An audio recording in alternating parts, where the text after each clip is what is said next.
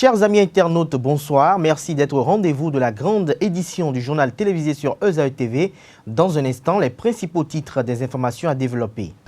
Le vote de la loi numéro 2019-39 portant amnistie des faits criminels, délictueux et contraventionnels commis lors des élections législatives d'avril 2019 et le vote de la loi numéro 2019-40 portant modification de la loi numéro 90-32 du 11 décembre 1990 portant constitution de la République du Bénin était au cœur du Conseil des ministres de cette semaine. À suivre à cet effet dans un instant, le ministre porte-parole du gouvernement qui s'est prononcé dans le même temps sur la polémique autour de la résidence Les Filao. La Cour constitutionnelle a déclaré conforme à la Constitution la loi portant amnistie des faits criminels, délictueux et contraventionnels commis lors des élections législatives d'avril 2019 et la loi portant modification de la loi numéro 90-32 du 11 décembre 1990 portant constitution de la République du Bénin. À suivre dans ce 19h, le président Joseph Diogbenou à cet effet. À quelques jours des festivités devant célébrer ses 90 ans, le frère Melchior, le professeur Albert Tevo Idjre, est passé de vie à trépas. L'annonce de son décès a été faite très tôt ce mercredi 6 novembre 2019. Dans ce journal, un témoignage très émouvant de l'ancien ministre Amos Elegbe sur la vie et le parcours emblématique de l'illustre disparu. Papa. Oui, ma fille. Tu sais, je t'ai dit qu'après mon bac, je veux devenir journaliste reporter d'image, non? Papa, tu penses m'inscrire où? ESAE. ESAE, papa. Waouh! Maman, maintenant que j'ai eu le bac, je veux faire les finances et trésors. Tu comptes m'inscrire où? ESAE, mon fils. ESAE? Oui, maman. Papa, Oui. tu sais qu'après mon bac, je veux être diplomate, non? Et tu comptes m'inscrire dans quelle université? Mais ESAE, naturellement. ESAE? À ESAE, vous êtes bien formé dans les filières comme administration du travail et de la sécurité sociale, administration générale et territoriale, administration des impôts, gestion des marchés publics, planification et développement local, droit et sciences économiques et de gestion. ESAE, c'est aussi sa télé numérique ESAE TV et son journal L'Informateur. ESAE, c'est à Bedjromede, 3e rue après le carrefour 16 ampoules allant à Jericho. Numéro de téléphone 98 98 14 00 96 80 55 11 90 93 65 21. ESAE, l'excellence a un nom.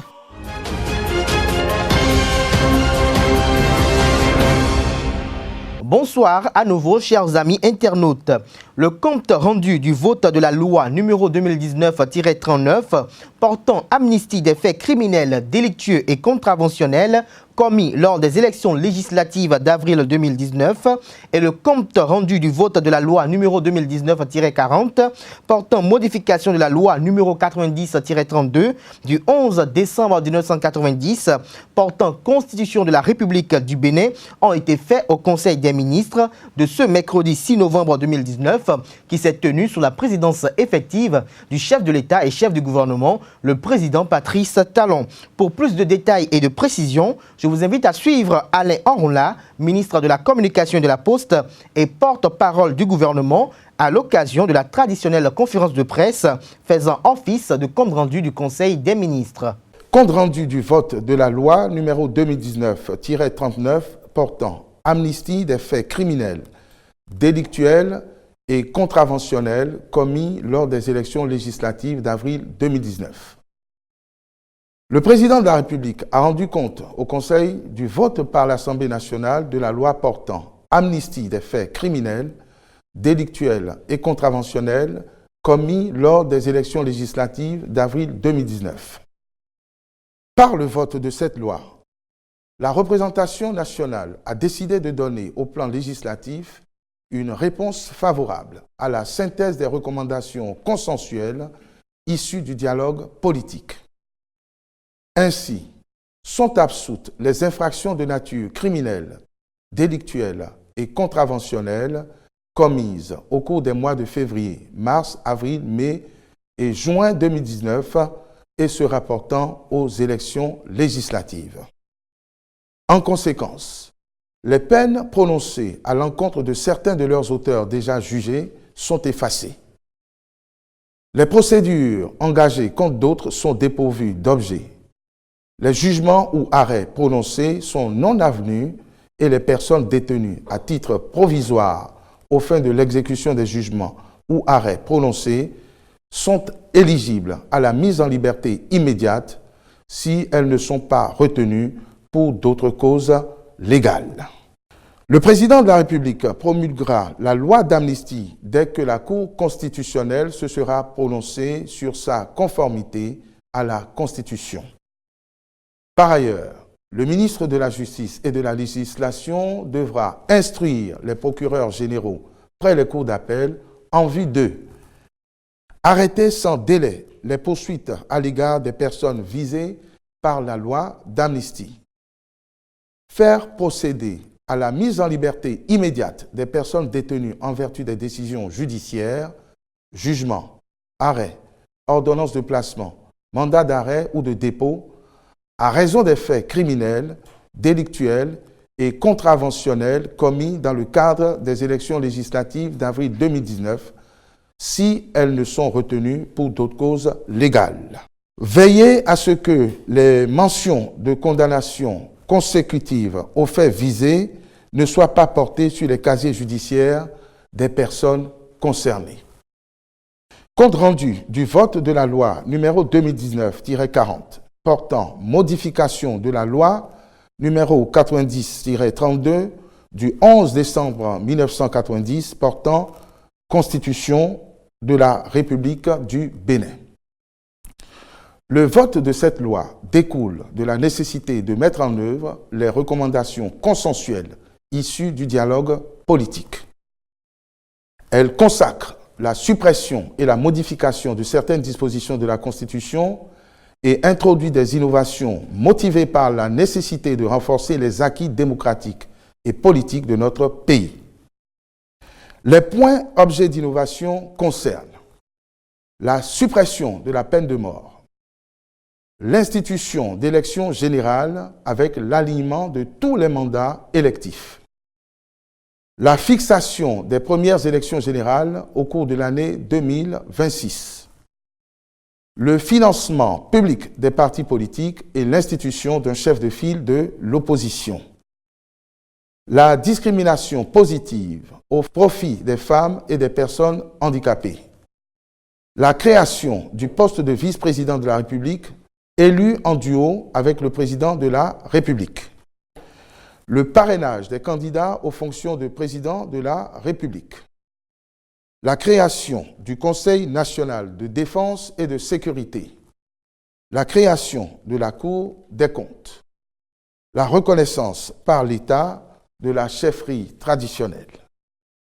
la possibilité du renouvellement du mandat des conseillers à la haute autorité de l'audiovisuel et de la communication. Il convient de souligner qu'à l'occasion de ce vote, les députés ont veillé à la préservation des piliers fondamentaux de notre modèle démocratique et politique que sont le caractère républicain et unitaire de l'État, la laïcité et la limitation du nombre de mandats présidentiels et la limitation de l'âge des candidats à l'élection présidentielle. La Constitution ainsi modifiée entraîne subséquemment la prise de plusieurs textes de loi en vue de rendre opérationnelles les nouvelles institutions. Les diligences nécessaires à cet effet seront accomplies après le contrôle de constitutionnalité par la Cour constitutionnelle. La résidence de l'ancien président Mathieu Kérékou, baptisé les Filao, est au cœur d'une bataille de paternité entre l'État béninois et la famille Kérékou. Estimant qu'il s'agit d'un domaine public sur lequel a vécu l'ex-chef d'État, le gouvernement béninois, dans une logique d'immortaliser la mémoire du vénérable et respectable Mathieu Kérékou, dans le cadre d'un vaste projet, a décidé de récupérer le domaine pour ériger un jardin qui sera baptisé les jardins de Mathieu, les jardins de Mathieu et un monument aux morts, ce qui n'est pas du goût de la famille Kérékou. Les enfants du général revendiquent une propriété de leur père et s'opposent au projet du gouvernement. Je vous invite à suivre à ce sujet les clarifications d'Alain Enroula, ministre de la Communication et de la Poste et porte-parole du gouvernement. Vous remarquerez que dans la polémique et à travers l'adresse de l'ambassadeur Moïse Kérékou, il n'a jamais été question d'affirmer la propriété de ce domaine. Cela veut dire qu'il est incontestable aujourd'hui que ce domaine appartient à l'État béninois. Le général Mathieu Kérékou l'a occupé depuis 1965 jusqu'à son décès en 2015. Cela fait 50 ans. 50 ans au cours desquels ou à l'issue desquels, s'il avait été propriétaire, il aurait au moins pu avoir une convention de vente à défaut d'un titre foncier. Ces documents n'existent pas et aucun des héritiers n'a pu l'exhiber. Je peux aller jusqu'à vous dire que jamais de son vivant, le président Mathieu Kérékou n'a manifesté le désir ou le souhait d'acquérir ce domaine. Sinon, il aurait accompli les formalités. Aujourd'hui, nous nous trouvons dans une situation où c'est la succession du général qui revendique une propriété présomptive, une propriété putative d'un domaine dont il est évident, manifeste et incontestable qu'il est le domaine de l'État. Il a paru judicieux au président de la République et à son gouvernement d'engager un programme ambitieux de restauration et de mise en valeur de tout le périmètre, y compris le domaine naguère occupé par le président Kérékou. Pour y faire quoi? Pour y ériger un monument aux morts. Le seul que nous ayons se trouve enclavé dans la zone de Gari. Eh bien, il y aura un monument aux morts dédié à la mémoire de tous les résistants morts pour la patrie. Le président Kérékou fait partie de ceux-là. Donc ce monument aux morts est là pour le célébrer et pour rappeler sa mémoire.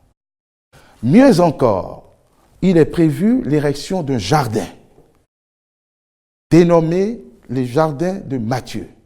Je crois qu'il n'y a pas meilleure illustration de ce que ce jardin intemporel est là pour rappeler la mémoire du général Mathieu Kérékou, que nul ne peut oublier, et certainement pas le gouvernement actuel qui comprend en son sein le propre fils du général. Est-ce que les choses ont été faites convenablement? Je vous réponds oui, puisque la succession, c'est-à-dire la famille du général, a été informée il y a plus de 2 ou 3 ans de ce projet, a été associée, a vu et a opiné sur le calendrier des travaux. Un délai suffisant a été donné pour que les enfants évacuent les lieux qui sont d'ailleurs inoccupés. C'est vous dire que les choses ont été faites convenablement et qu'il n'y a aucune raison d'alimenter cette polémique. La loi numéro 2019-40 portant révision de la loi numéro 90-32 du 11 décembre 1990 portant Constitution de la République du Bénin est conforme à la Constitution. Tel est le verdict de la Cour constitutionnelle à l'issue d'une audience solennelle spéciale tenue à cet effet. Par décision DCC-19-504, la haute juridiction présidée par Joseph Djogbenou a validé la loi modifiant la Constitution du 11 décembre 1990. Les 47 articles modifiés dans la loi fondamentale le 31 octobre au 1er novembre dernier par le Parlement ne souffrent d'aucun manquement selon le verdict rendu après le contrôle de conformité à la Constitution. Soulignons au passage que la Cour constitutionnelle s'est d'abord assurée du respect de la procédure conformément aux dispositions des articles 154 et 155 de la Constitution et de l'article 156 de la loi organique de la haute juridiction. Je vous invite à suivre le président Joseph Djogbenou lors de la délibération solennelle. Vu les articles 154, 155 et 156 de la Constitution, sur le respect de la procédure de révision de la Constitution, considérant que l'article 154 de la Constitution dispose « L'initiative de la révision de la Constitution appartient concurremment au président de la République après décision prise en Conseil des ministres et aux membres de l'Assemblée nationale pour être prise en considération. Le projet ou la proposition de révision doit être voté à la majorité des 3/4 des membres composant l'Assemblée nationale. Quant à l'article 155, il dispose « La révision n'est acquise qu'après avoir été approuvée par référendum, sauf si le projet ou la proposition en cause a été approuvé à la majorité des 4/5 des membres composant l'Assemblée nationale. » Considérant qu'il résulte de cette disposition que le projet ou la proposition de loi de révision de la Constitution est soumis préalablement à une délibération pour sa prise en considération par la majorité des 3/4 des membres composant l'Assemblée nationale, qu'en cas de délibération favorable à la prise en considération, la révision n'est approuvée que par référendum, à moins que le projet ou la proposition soit approuvé par la majorité des 4/5 des membres composant l'Assemblée nationale. Considérant qu'en l'espèce, la révision de la Constitution a été entreprise à l'initiative d'un groupe de députés par une proposition de loi, que cette proposition de loi a été soumise le 31 octobre 2019 à un premier vote pour sa prise en considération approuvée à l'unanimité des 83 députés composant l'Assemblée nationale. Qu'à la suite de cette délibération favorable à la prise en considération, la proposition a été soumise à nouveau à la représentation nationale et approuvée à l'unanimité des 83 députés composant la dite Assemblée, qu'il y a lieu de dire que la procédure de révision est conforme aux dispositions visées de la Constitution. Sur le respect de l'article 156 de la Constitution, considérant qu'il résulte de ce test que aucune procédure de révision ne peut être engagée ou poursuivie lorsqu'il est porté atteinte à l'intégrité du territoire, la forme républicaine et la laïcité de l'État ne peuvent faire l'objet d'une révision. Qu'il est constant qu'au moment où la procédure de révision de la Constitution a été engagée et examinée, l'intégrité du territoire national ne faisait l'objet d'aucune atteinte. Que par ailleurs, la forme républicaine et la laïcité de l'État n'ont pas fait l'objet de révision. Qu'il y a lieu de dire que la loi de révision est conforme à l'article 156 de la Constitution. Sur les erreurs matérielles et les corrections de forme, considérant que la loi déférée porte loi constitutionnelle, portant révision de la loi 90-32 du 11 décembre 1990, portant Constitution de la République du Bénin, que l'expression loi constitutionnelle ne ressortit d'aucune disposition de la Constitution, et a fortiori de celle relative à la révision de la Constitution. Qu'au demeurant, une loi constitutionnelle est tantôt synonyme de la Constitution elle-même, tantôt désigne une loi de révision de la Constitution. Qu'enfin, la loi de révision ne saurait porter une dénomination différente de celle qu'elle révise. Considérant qu'il s'agit d'une erreur matérielle, c'est-à-dire d'une inexactitude qui s'est glissée dans la rédaction de l'intitulé de la loi, qui appelle une simple rectification sans qu'il soit besoin de la soumettre, pour cette raison, à la délibération de l'Assemblée nationale, qu'il faut dès lors dire que la loi soumise à examen est intitulée, je cite, « Loi numéro 2019-40 portant révision de la loi numéro 90-32 du 11 décembre 1990 portant Constitution de la République du Bénin ». Fin de citation. Considérant qu'en définitive, l'erreur matérielle corrigée, que la loi soumise à examen est conforme à la Constitution. En conséquence, article 1er dit que la requête de M. le Président de la République est recevable. Article 2 dit que la présente loi de révision est intitulée Loi numéro 2019-40 portant révision de la loi numéro 90-32 du 11 décembre 1990 portant Constitution de la République du Bénin. Article 3 dit que la loi numéro 2019-40 portant révision de la loi numéro 90-32 du 11 décembre 1990 portant Constitution de la République du Bénin est conforme à la Constitution. À quelques jours des festivités de ses 90 ans, le frère Melchior, le professeur Albert Tevoidjre, est passé de vie à trépas. L'annonce de son décès a été faite très tôt ce mercredi 6 novembre 2019. Depuis lors, les témoignages et hommages pleuvent pour s'incliner et saluer la mémoire de l'illustre disparu. Souffrant depuis quelques mois, le frère Melchior s'en est allé à l'âge de 89 ans alors qu'il devrait atteindre ses 90 ans le 10 novembre prochain. Je vous propose de suivre Amos Elegbe qui a été député en 1991 au même temps que le frère Melchior courant la première législature du Parlement béninois. Au cours de l'interview qu'il a bien voulu accorder à une équipe de nos reporters, Amos Elegbe retrace le parcours emblématique et atypique d'Albert Tevoidjre. Suivez.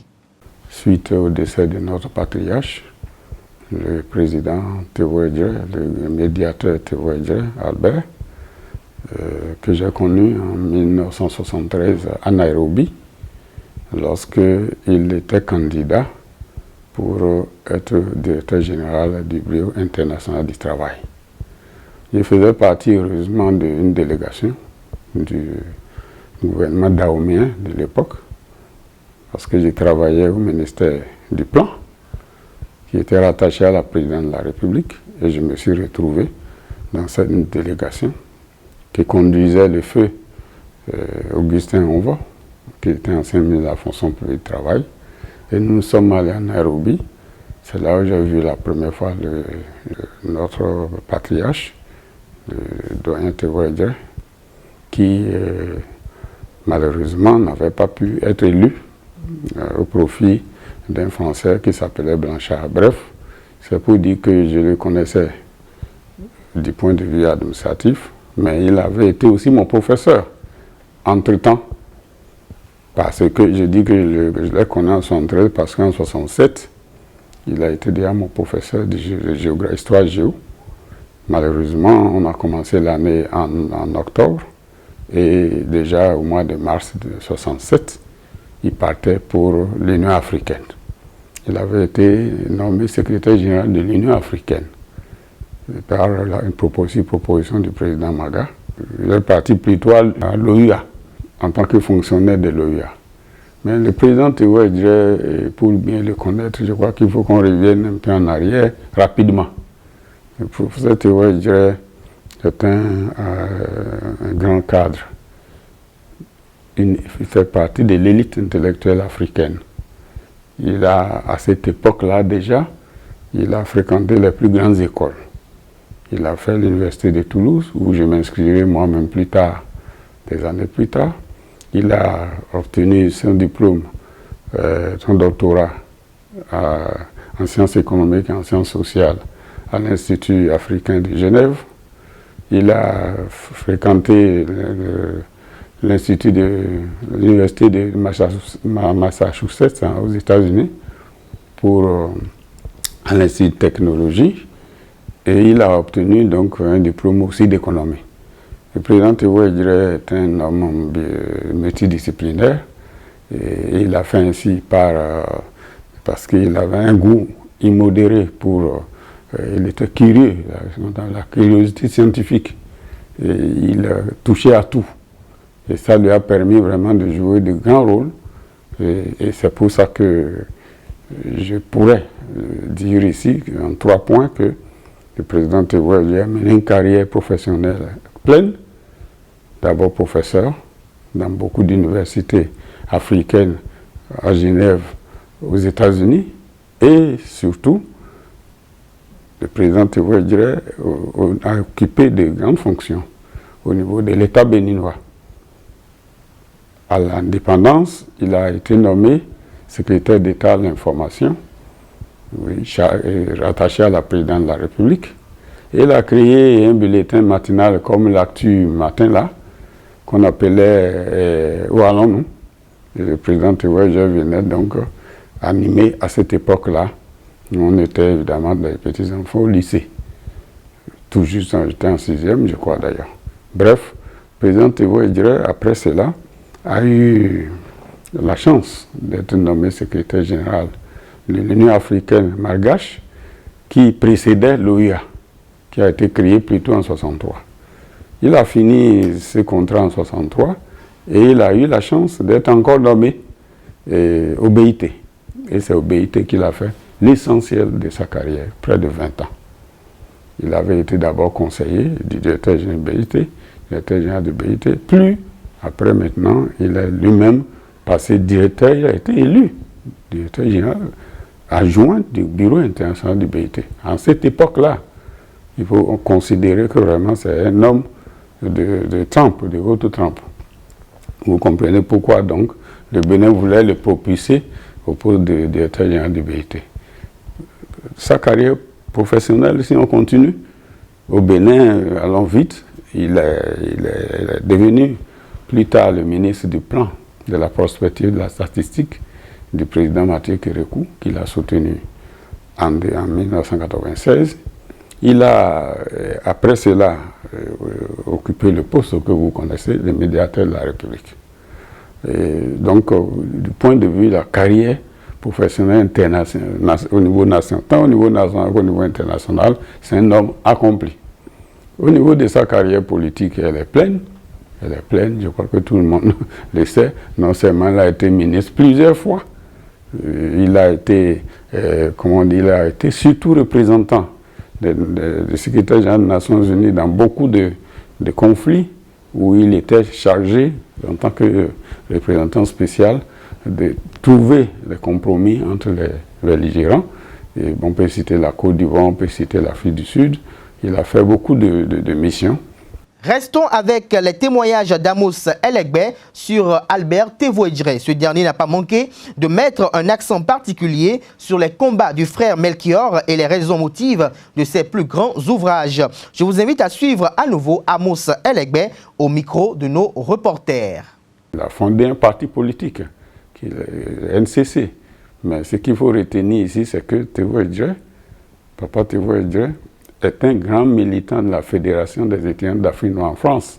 En ce moment-là, avant 1958, et mieux, il a été non seulement à la FIANF, mais il a cofondé le mouvement africain pour la libération nationale. En fait, ça préludait, c'est un prélude pour l'indépendance de nos pays. Vous comprenez pourquoi dès l'indépendance, le président Maga pensait qu'il était bien placé pour être dans son gouvernement. Et le président Tévoedjre, qu'est-ce qu'on peut dire encore, a été le médiateur de la République.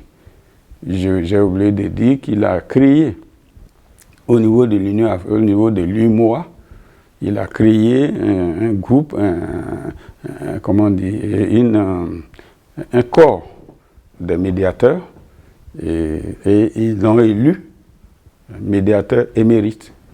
Et c'est lui qui est seul qui a occupé ce poste jusque-là. Je crois que si ça se passe bien, un autre va prendre sa place. Il est le médiateur émérite.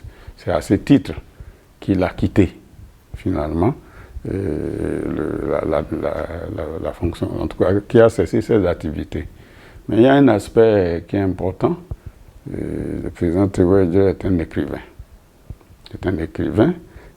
C'est pourquoi il dit tout à l'heure qu'il est multidisciplinaire.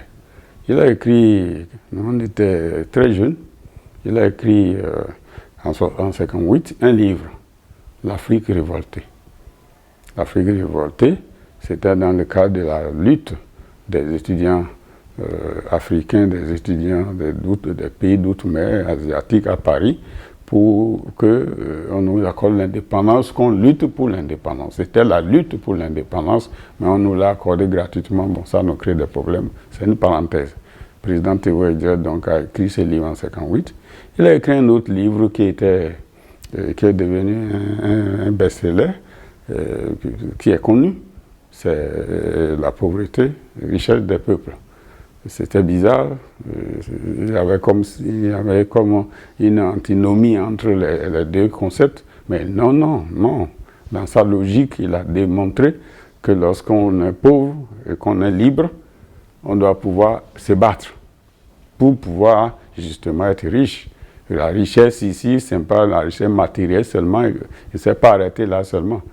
Il est allé jusqu'à la richesse spirituelle, ainsi de suite. Bref, et il termine sa carrière d'écrivain Je prends les 3 livres les plus importants. En 2009, on était au pouvoir avec le président Yaïbouni. Le président Yaïbouni a présidé d'ailleurs le lancement de ce livre, Le bonheur de servir.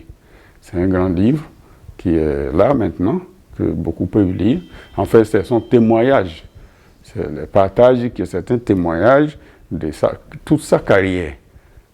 C'est le plaisir de servir. Et enfin, il faut quand même dire quelque chose qui est caché et que les gens ne connaissent pas de lui, ou très peu. C'est sa dimension spirituelle. Le président Tévoyé est un chrétien catholique, très attaché à la doctrine catholique. Et je crois que tout le monde le connaît pour ça, très proche de Ganti à l'époque, très proche pratiquement du clergé catholique. Tout le monde le connaît pour ça. Et il a terminé sa carrière, avant de mourir maintenant, en lançant ce qu'il a appelé la paix par les dialogues interreligieux. Et le sentiment qui m'anime, c'est un sentiment de fierté, que le Bénin puisse avoir un cadre de ce niveau que vous avez appelé icône tout à l'heure. Mais Tévoyé a marqué donc son temps. En tant qu'adolescent, en tant que fonctionnaire de l'État, en tant que fonctionnaire international, il a fait ce qu'il doit faire.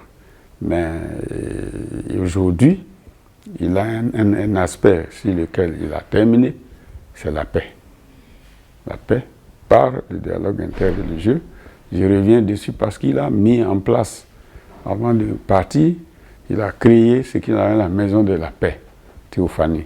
Et cette maison de la paix se trouve dans un village d'Adiara qu'on appelle Adiati. C'est son village natal. C'est là où il est né. C'est là où il est mort. C'est là où il a déjà prévu les tombes et de sa femme et de lui-même. Voilà l'homme. Il a déjà tout préfiguré. Il est un anticipateur. Et d'ailleurs, dans tous les domaines, il anticipe. On est fier de lui. On rend grâce à Dieu aussi, surtout, pour lui avoir donné 90 ans. Parce que ce n'est pas n'importe qui fait 90 ans. C'est une grâce que Dieu lui a donnée. Je crois que Dieu aussi lui accordera la grâce, la miséricorde pour la suite. Merci. Oui. Sport à présent dans cette édition, le sélectionneur national Michel Dussuyer a convoqué 23 joueurs dans le cadre des 2 premières journées des éliminatoires de la Coupe d'Afrique des Nations CAN 2021 contre le Nigeria et la Sierra Leone. Pour constituer sa liste, le technicien français a dû composer avec l'absence de certains cadres tels que Khaled Adénon. Mais on note la première convocation de Melvin Doremus. Je vous invite à suivre le sélectionneur national Michel Dussuyer au micro de nos reporters. Nous aurons 3 gardiens de but avec Fabien Farnol, Chérifdine Koukpo et Marcel Danginou. 8 défenseurs avec Youssouf Assogba, Melvin Doremus, Cédric Ontonji, Emmanuel Imorou, David Kiki, Jean Ogouchi, Olivier Verdon et Nabil Yarou. 6 milieux de terrain avec Jordan Adeoti, Agossa Bonou, Cécile Almeida, Sebou Mama, Stéphane Cessignon et Anan Tidjani. Et 6 attaquants avec Yannick Aguemont, Jodel Dossou, Marcelin Koukpo, Steve Mounier, Michael Poté et Sebio Soukou. Melvin Doremus, oui, c'est un joueur que je suis allé découvrir, qui joue à Bobigny en 4e division, équivalent de l'ancien CFA, quoi, et qui fait une bonne saison avec son club. Donc je me suis déplacé pour aller le voir jouer. Il évolue au poste de latéral droit, il est jeune, il vient juste d'avoir 23 ans. Un joueur qui mérite d'être vu, en tout cas, de voir dans le contexte de la sélection qu'est-ce qu'il est capable d'apporter. Parce qu'il y a une marge de progression, j'en suis certain, par rapport à ce joueur-là, donc il a un potentiel intéressant. Maintenant, il y a aussi ce qu'il va se passer en termes d'adaptation par rapport au groupe, etc. Et sa possibilité d'élever encore son niveau de jeu pour atteindre le niveau international. Mais en tout cas, c'est un profil qui est intéressant. Les écureuils vont se déplacer le mercredi 13 novembre prochain pour affronter les Super Eagles du Nigeria.